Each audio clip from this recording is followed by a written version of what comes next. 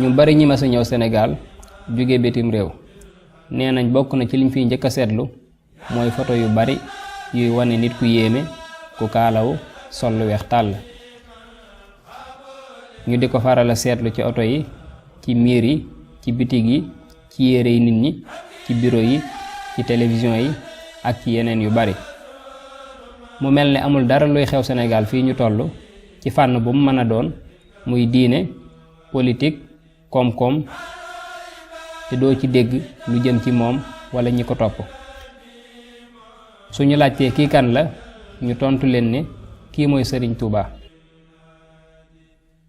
fonk ak cofeel gu rëy gi waa réew mi am ci moom dina tax léeg-léeg ñu jéem a gëstu ay mbiram, di dem Tuuba ak di laajte ci murid yi histoire Sëriñ Tuuba. kan mooy Sëriñ Tuuba? lan mooy taxawaayam ci lislaam ak ci réew mi? ci yan xalaat ak ci yan sabab la taxawalee yoonu murit? fan la ganee àdduna? ñan la àndaloon ci liggéey bi? lu ko may lii mu am?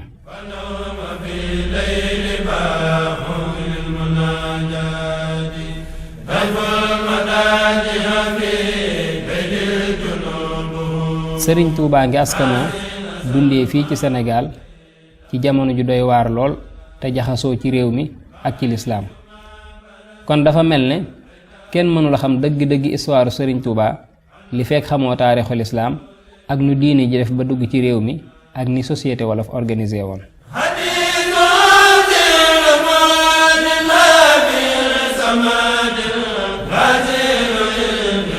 ñu bëri ci suñu mbokki historiens yi nga xam ne taarix mooy seen wàll dañuy jàpp lislaam dafa nekk diine joo xam ni xëy na du lu bokk ci ñun waaye dafay dugg si wala diine ju jóge ci ñu jëggaani la. may wax rek yi dafa bokk ci ñun ndax dafa bokk suñu histoire.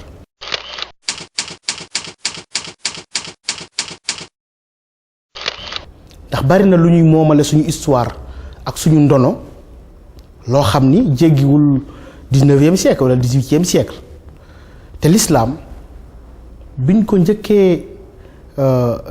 gis ak duggam fii ci Sénégal mën nañu wax ni yàgg na lool ci téere yi nga xam ni wax nañ ci te muy téere yoo xam ni tey ci wàllu taarix dañ koo doyadal lool te joxuñ ko gëdd bi ñu ko waroon jox te pourtant ci suñu source historique mooy source yi njëkk mooy li ñu tuddee les sources arabes ku ci mel ni al-Bakri ku ci mel ni taarixu Soudan. al-Bakri moom may tudd noonu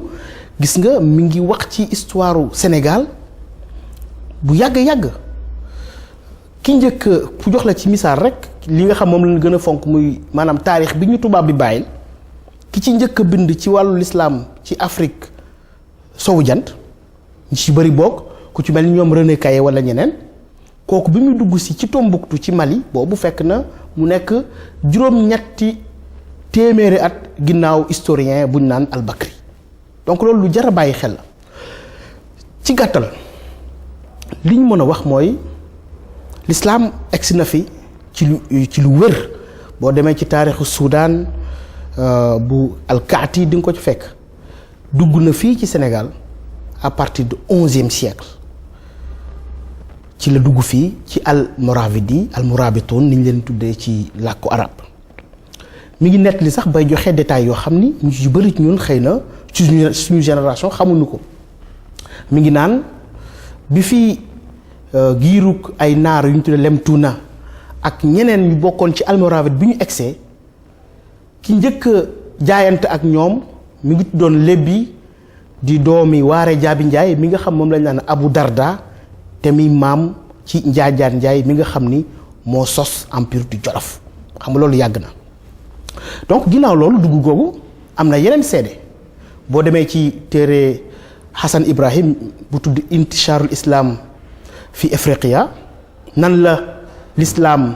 duggee fii ci Afrique l'expansion de l'islam en Afrique subsaharienne ma ngay wax ci téere bi ni ñoom almoravide ñoo seede ni ñëw nañu daal ba ci fi dex gi commencé dugg ci géej gi ci dex gu ñu naan dexu Sénégal booba baatu sanhaaji xëy na moom lañu daan utiliser sanhaaji mu nekkoon xeet woo xam ni ci gànnaar wala ci désert bi ñoom xëy na sax am na ñu ni turu Sénégal foofu la jógee te bokkul ak li ko ñu bëri da wax naan Sénégal mooy sunu gaal te xëy na tegul fu bëri ci histoire donc bu ñu delloo ci source yooyu mi ngi expliquer ni xeetu sanhaaji bi ñu ñëwee dem nañu ba fii ci li ndàndar yi daan bël ba fi dex gi di dugg ci géej gi tabax fa ci dëkk boo xam ni daanaka ab île la ñu tabax fa première jàkka joo xam ni mooy jàkka ju am ci Afrique sowu jant.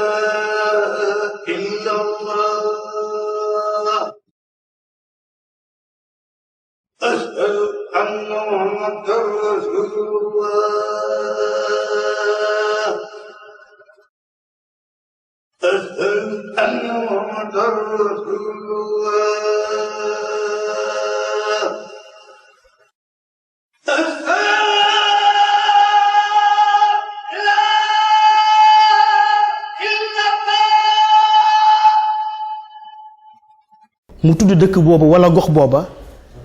daaral islam am na ñu ni dégg naa ko ci mag mu mel ni Ahmed Iyane Thiam koo xam ni yàgg naa gëstu ci histoire daaral islam jooju baatub ndar ci la jóge donc muy loo xam ni kon dafa bokk ci suñu histoire loolu daal ci gàttal mooy première étape bi nga xam ne dugg na ko fi li ci xaw a doy waar te ñu koy nëbb souvent ci histoire ci suñu histoire dañoo nekk ci diggante ñaar ñu nax ci wàllu tubaab bi moom ni mu bind ak ni mu déggee la ñu imposé mais ci wàllu arabe yi aussi ñu bari réere nañ ñi ginnaaw bi almoravide yi almoravitoon bi ñu ñëwee fii ci Sénégal la ñu ànd ak soldat su bari ba tasaare l'islam ci désertu Mauritanie ba àgg ci Maghreb sax gën a jàppandi donc ñun non seulement teeru l'islam fii jaayante ak diine l'islam ci li ma waxoon sànq waaye dañoo participer ci wasaare l'islam pas fii ci biir Sénégal mais ci désertu Sahara bi ba àgg ci Maroc ba sax am na ñu ni li xew même ci Andalousie am na ñoo xam ni suñu gox yii la ñu baawoon ànd ak tribu arabe yooyu almoravide yi àggale ko ba foofu loolu ay tegtal la yoo xam ne ñu bëri xamu ko suñu histoire mu dellu rek ci li may faral di wax que yàgg nañ ci mbir mi duñ ci gan du diine ju ñu jëggaani danaa dégg benn waaraatekat naan ay tuubeen lañu d'accordum ak moom duñu ay tuubeen yi kenn l'islam dafa bokk suñu civilisation ñu mooñaale ko suñu aada ba mu noonu fee sax ni mu fi saxee. islam bi mu duggee Sénégal dafa mel ni dafa contribuer wala dafa bokk ci li réorganiser société wolof ndax boo xoolee ni société wolof meloon bi fi islam duggee ak ni mu tasaaroo dafa am ay catégories sociales yoo xam ne dañoo gën a feeñ.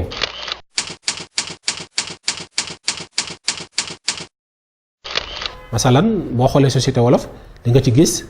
aristocratie royale muy yàkkul mooy ñi nga xam ne ñoo féete woon nguur gi waaye da nga ci fekk yeneen li ñu naan la classe des doomi soxna nga xam ne ñooy aristocratie religieuse waaye da nga ci fekk tamit ba tey ñoo xam ni ay catégorie sëriñ yoo xam ni masalan sëriñ fàkk taal ak sëriñ làmb. sëriñ fàkk taal ni ñu leen xamee woon mooy sëriñ si nga xam ni ñoom li doon seen yitte mooy jàng ak jàngale. ñoom masalan seen turoo sax fa lañ ko jëlee ñàkkul mooy taal yi nga xam ni ci la dongo yi doon jàng ñàkkul par ginnaaw maraxak wala njël yoo xam ni moom lañ daan ci la turoo jógee daal ci gàttal. ñooñu kon boo seetloo lu ëpp ci lu tax islam am doole Sénégal gëstukat yi jàpp nañu ñooñu ñoo ko def masalan di jàngal nit ñi di leen jaar di leen xamal diine ba islam àgg fi mu àgg. te mu mel ni askan wi Serigne Touba bokk ñoom dafa mel ni foofu lañ leen boole muy maaram ak ba ci Maam Mor Anta Sali ba ci Serigne bi nga xam ne ñoom jàng ak jàngale ñu mës a nekk seen yitte. ñoom bokk na ci li ñu leen ràññetle woon ay mandarga mooy ñu ci bari bokk ci ñoom dañ daan xaw a daw jaxasoog buur wante dinañ seq ak moom ay masla ay mudaara mooy di jëflante ci rafetal waaye nag dañ daan moytu lu ci bari di féete fenn. wala boog di dugg ci mbir yoo xam ni dañuy yàqal seen jàng ak seen yar boobu nga xam ni moom lañ daan def. beneen catégorie sëriñ bi amoon mooy li ma wax sëriñ làmb buur bi ñuy wax Lat Sukaabe dafa mel ni moo ko fi indi ci li gëstukat yi indi nga xam ni moom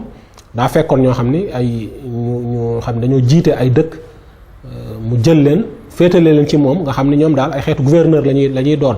kon xeetu sëriñ soosu moom ñoom. li ñu leen daan ràññeetlee mooy ñoom dañu faa nekkal buur di ko taxawal ci yu baree bari. donc ginnaaw loolu nga xam ne junjoon naa ko ci daje bi amoon ci Almoravidi ak les bi moom ma cité nga xam ni lu ñu date la muy année 1056 ginnaaw gi mu tasaaroo aussi ci jaxasoo bi nga xam ni amoon na ci diggante Sénégal ak bi ñu tuddee dëkku Maghreb yi. boo demee ci ay sources yu leer bi nga xam ni mooy dynastie Hafside ñu nekkoon en Tunisie amoon nañ des délégués ak ay ambassades yoo xam ni fii la jóge woon boobu ci Afrique sowu jant dem foofu di jëflante ak ñoom ci wàllu diine ak ci wàllu commerce donc commerce transsaharien bi li nekk a tijara abra Sahara nekkoon na loo xam ni facteur bu am importance la boo xoolee sax dafa marqué suñu vocabulaire ci wolof suñu dërëm suñu lépp ak li ñuy tuddee li nga xam moo nekkoon commerce bi amoon suñu diggante dafa influencé ci loolu commerce bi di dem du woon ay marchandises rek moo doon traversé Sahara bi dem ci beewet ak beewet waaye tamit ay idées ay pensées ay réflexions sur l'islam ba nga xam ni sax bu ma jàllee ci dëkk bi dend ak ñun yàgg na ay xam-xam boroom xam-xam yu jóge Afrique sowu jant di gàgganti waa Maghreb ci wàllu fiqh ku mel ni Ahmed Baba bu Tombouctou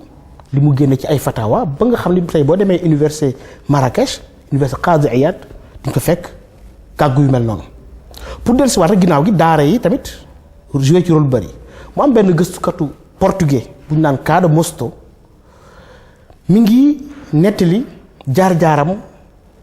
ci Jolof mu ni fekk dafa ay sëriñ yu weex ak yu ñuul yoo xam ne ay ndongo la ñu wër ñuy jàngale l'islam di jàngale alquran di jàngale tamit langue arabe kon xëy na ginnaaw bi contact bi amee ginnaaw bi échange bi amee am na beneen liggéey boo xam ne ñëw na mooy nag li ko saxal ci réew mi ba nga xam ni en pays wolof en pays pulaar surtout en pays soninké aussi boo seetloo sax làkk yi nga xam ni suñu réew ñu ngi koy bind ci alphabet arabe mooy làkk ñi nga xam ni ñoo njëkk a dugg ci l'islam bi mooy pulaar mooy mandeng mooy it wolof kon xam li ñu tuddee tey alphabétisation di ko def ci yeneen bind ci làkki tubaab ak yooyu xëy na sax moo yàq alphabétisation waaye loolu amoon na fi l'islam moom ginnaaw gi dafi tas ci daara yi ak ñeneen mais nag am na ci diggante bi ñi nga xam nag lu ñu tuddee la période djihadiste ñu mel ni ñoom maam Cheikh Omar ñu mel ni ñoom Mamadou Lamine Dramé ñu mel ni ñoom Samori époque boobu am na tamit benn lu ñu tuddee une vie intellectuelle intense bu amoon te lu ci bëri suñu génération maanaam ñu suñu maas xamuñ ci lu bëri mooy bind yu mel ni ci suñu histoire ku mel ni Cheikh Moussa Camara Ganguet nga xam moo bind Zuhurul Basatin fii taarixi Sawadin te woyofal gi ñu woyofal suñu ndono ci wàllu woowu tax na man mii di wax ak yéen bi ma ci njëkk a teg bët ci Paris la benn nasaraan traduire ko tudde ko Florilège dans le jardin de l'histoire des Noirs. Donc ba léegi mu dellusiwaat rek ci ñàkk xam ak réere gi ñu réeree li nga xam mooy suñu ndono li nga xam ni mooy culture bi fi amoon te mu jaar ci l'islam pour mën fi dugg ndax suñu jaxasoo ak arabe yi suñu jaxasoo ak l'islam moo tax maîtrise langue arabe boobu am ba suñu histoire suuf yi ci gën a yàgg jóge ci langue boobu. daara yi moo formé suñu premier intellectuel ku mel ni maam Cheikh Omar Fouti nga xam ni ci tarixa Tidiane sax bi nga xam ci la bokkoon Sidna Cheikh Ahmed Tidiane yi benn téere bi nga xam ni moom lañ ñi ci dictéem ci lañ ko bind mooy Sidi Ali Harazim Barada bi mu ko bindee eh bien il faut ñu waxaat ni kenn xamul woon lu muy wax kenn xamu ci woon dara laata maam Cheikh Omar Fouti yu jóge fii ci Fuuta def chara bi muy rimaax fi hifzi jawahiril maani yooyu dafa jar di fàttali ci génération bi ci tegu suñu maam Cheikh Ahmadou Bamba nga xam ay échange am surtout ak ahlu daymaan ak ñeneen ñi nga xam ni sax à partir de 1904 lu ñu bëri xamul y a eu des échanges fële ca presqu'île arabique benn cheikh bu ñu tuddee Cheikh Halabi nga xam ni amoon na jokkoo ak moom à partir de 1904 ba commencé woon nekkoon ay ndongoom non seulement ci Afrique subsaharienne mais fële ci péninsule arabique Mame Cheikh El Hadji Malick noonu ay intellectuels yoo xam ni dañuy xam luy bibliographie xam luy référence donc ñooñu il faut ñu dekkalaat loolu. ñu mën a seetlu foofu tamit lu am solo mooy dafa mel ni islam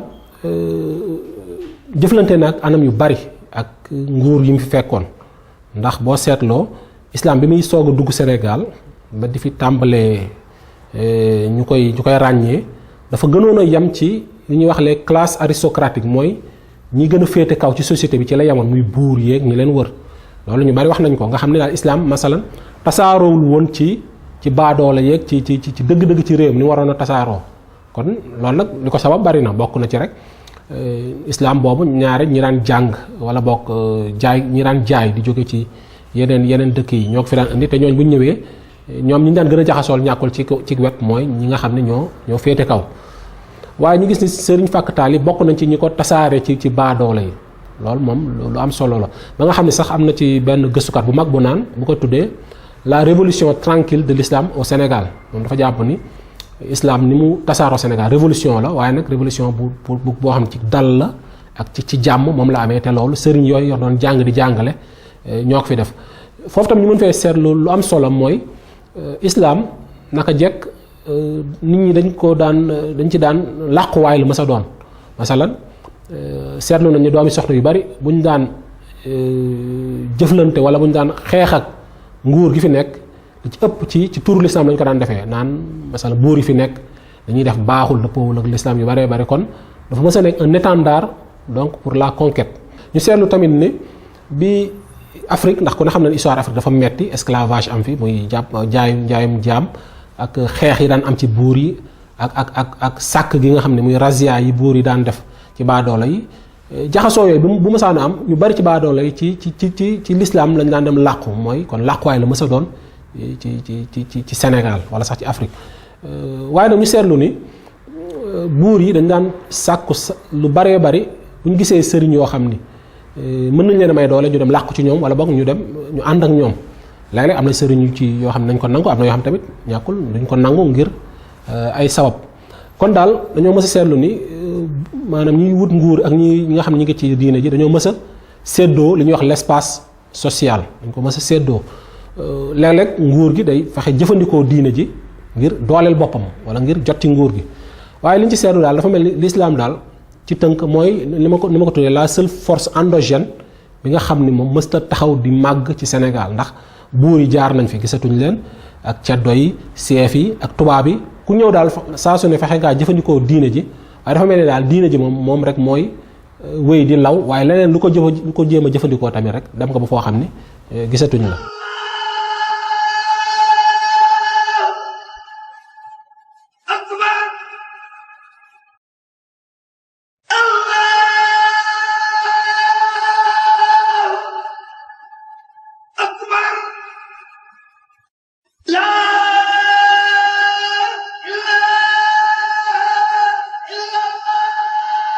phase bi nga xam ni moom laa tuddee la phase de l'islamisation en profondeur.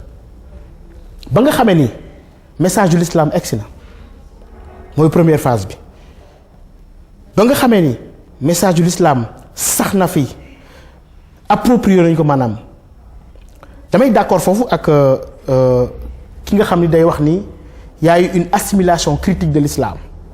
bi nga xamee ni dikk na fi mi ngi fi dikkee ci wàllu tariqa yi am na ñu fi duggee ci wàllu commerce bi amee ci surtout cadre nga xam moo fi jiitu ci tariqa yi da nga koy gis tax bu baax ci relation Serigne Touba ak ahlu daymaani ak wala ñeneen wala waa Mauritanie da nga koy gis aussi ci yeneen tariqa yi après tariqa tijani yi ñëw tariqa yi dugg na fi dugg bu yàgg nga xam ne moo fi jiitu commencé na sax ci Fouta ndax bu ñu wax Fouta yenn saa yi dañu bëri ñu xalaat rek Cheikh Omar Fouti mais ci Fouta amoon na ñoo xam ni ay xaadir la ñu woon ñoom Thierno Souleymane Ba wala ñeneen ñoo xam ne ay xaadir la ñu woon foofu ci Fouta amoon na fa. duggoon na aussi ci suñ mbokk soninke yi nga xam ne yàgg nañu commerce ak dëkku arab yi ak Mauritanie yàgg na fi aussi dugg ak al-Kunti ahlu Kunti yi nga xam ni Cheikh Mouhamadou Mokhtar al-Kunti yàgg na jëflante ak nitu l'islam fii ci Sénégal ba nga xam ni yàgg na fi daal à travers la Mauritanie nga xam dugg na fi duggun bu yàgg. tariqa Tijane dugg na fi lu yàgg par ñi ñu tuddee tribu des Oulad Cheikh nga xam ni duggoon nañ fi dugg na fi aussi par la voie égyptienne depuis le Mali ba Sénégal mais aussi dugg na fi bi nga xamee ni Cheikh Omar Foutiyou ci ajam gi bi mu jógee Makka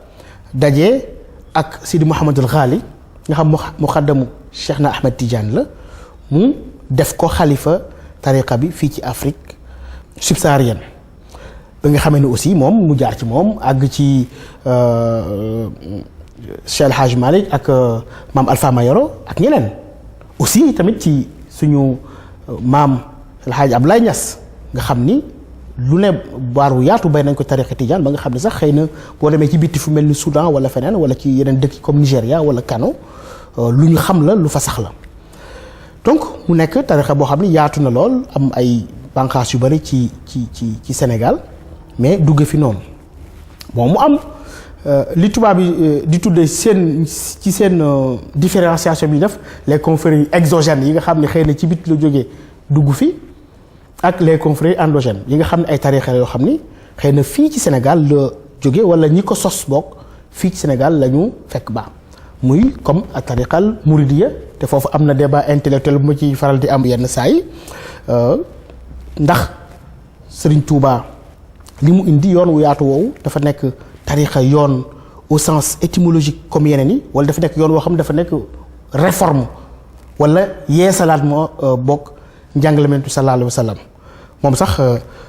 gën na yaatu loolu parce que bu ma xalaatee li fi mu naan nafaani naafiu nafan jazaba li qalba kulli faizin fan jazaba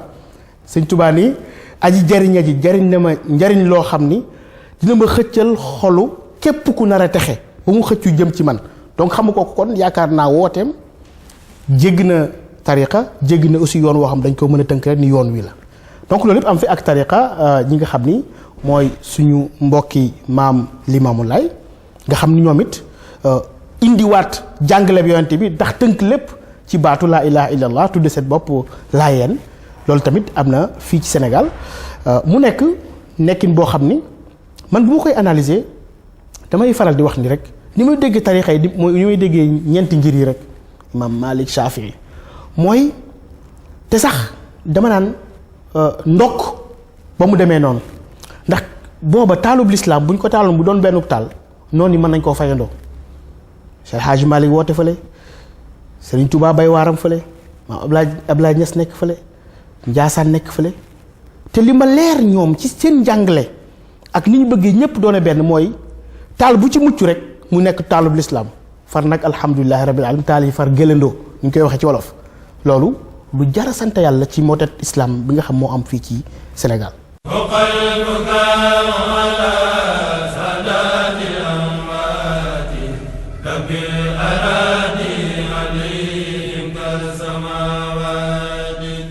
وقلبك